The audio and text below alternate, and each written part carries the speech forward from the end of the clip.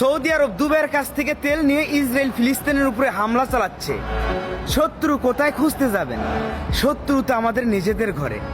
কারোরই কিছু বলতে হবে না, শুধুমাত্র সৌদি দুবাই যদি একটা কথা বলে, ইসরায়েলের আর সাহস হবে না সামনের দিকে একটা ধাপ বাড়াতে। তারা তো কোনো কথাই বলবে না, কারণ তাদের তো দরকার টাকা। ইসলাম ধ্বংস হয়ে গেলে তাদের কি যায় আসে? তাদের তো রাসূলের দেশে জন্ম হয়েছে, তারা এমনিতেই জান্নাত পেয়ে যাবে। ভালো নেই ফিলিস্তিনে গাজার মুসলমান ভাই ও বোনেরা, ছোট ছোট মাসুম বাচ্চারা, আর তারা মেতে আছে মজ মস্তি, নর নারী আর খেলাধুলা নিয়ে। জেগে উঠো হে বিশ্বের মুসলমান, ফিলিস্তিনের পাশে দাঁড়াতে হবে, ইসলামকে বাঁচাতে হবে, ঘুমিয়ে থাকলে চলবে না। এই ইতিহাস একদিন রোজ হাশরে সাক্ষী দেবে, ইসলামকে বাঁচাতে গিয়ে শুধুমাত্র ফিলিস্তিন যুদ্ধ করেছে, আর আমরা পুরো বিশ্বের মুসলমানরা বসে বসে শুধু তার তামসা দেখে গেছি।